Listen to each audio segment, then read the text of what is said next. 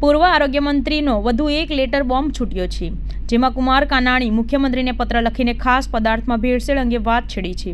ભેળસેળ કરતા અને નકલી વસ્તુ બનાવતા લોકો સામે કાર્યવાહીની માંગ કરી છે. કડક કાર્યવાહી કરવા માટે મુખ્યમંત્રીને રજૂઆત કરવામાં આવી છે. પત્રમાં કડક કાયદા બનાવવા માટે પણ માંગ કરવામાં આવી છે. ભેળસેળ અને નકલી વસ્તુથી લોકોના આરોગ્યને નુકસાન થતું હોવાનું તેમને લગતા આગળ ઉમેર્યું છે કે પાગળા કાયદાને કારણે નકલી વસ્તુ બનાવવામાં લોકો સામે કાર્યવાહી થતી નથી, જેથી મુખ્યમંત્રી આગામી વિધાનસભા સત્રમાં કાયદો બનાવે એવી પત્ર દ્વારા માંગ કરવામાં આવી છે. આપણે ઘણા સમયથી જોઈએ છીએ કે ખાદ્ય પદાર્થો અને સામગ્રીની અંદર ખૂબ જ મોટા પ્રમાણમાં ભેળસેળ થઈ રહી છે.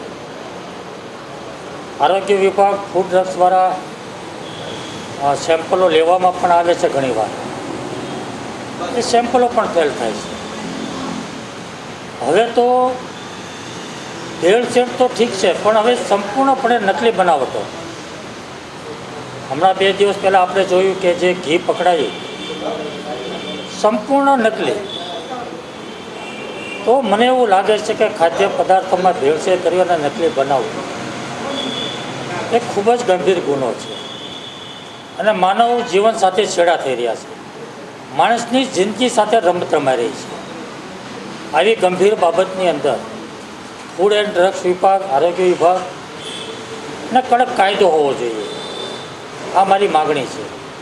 આ પહેલાં પણ લગભગ 8 મહિના પહેલાં જે ચોમાસું સત્ર શરૂ થવાનું તે પહેલાં મેં રજૂઆત કરી હતી કે આવતા સત્રની અંદર આમાં કડક કાયદો બનવો જોઈએ, લોકોને કાયદાનો ડર ઊભો થવો જોઈએ અને મિલાવટવાળી વસ્તુ બંધ થવી જોઈએ.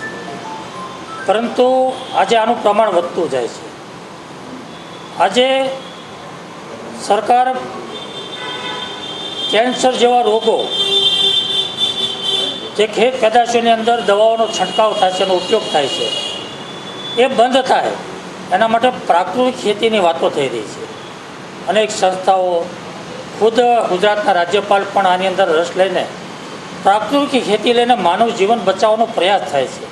લોકોની જિંદગી બચાવવાનો પ્રયાસ થઈ રહ્યો છે. સ્વાસ્થ્ય સારું રહે એના પ્રયાસો થઈ રહ્યા છે. આ દેશના વડાપ્રધાન નરેન્દ્રભાઈ મોદી આખી દુનિયાની અંદર મિલેટ ફૂડનો પ્રસાર કરી રહ્યા છે કે લોકોની જિંદગી બચે, લોકો તંદુરસ્ત બને, સ્વસ્થ બને અને સ્વાસ્થ્ય સારું રહે. તો આવા જ સમયે મિલાવટવાળી ખાદ્ય પદાર્થો અથવા તો સંપૂર્ણપણે નકલી ખાદ્ય પદાર્થો મળે ખૂબ જ ગંભીર બાબત છે.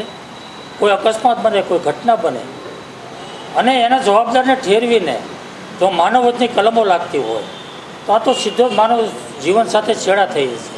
તો આને કડક કાયદો બનવો જોઈએ, માનવવધ જેવો ગુનો લાગવો જોઈએ એવી મારી માગણી છે.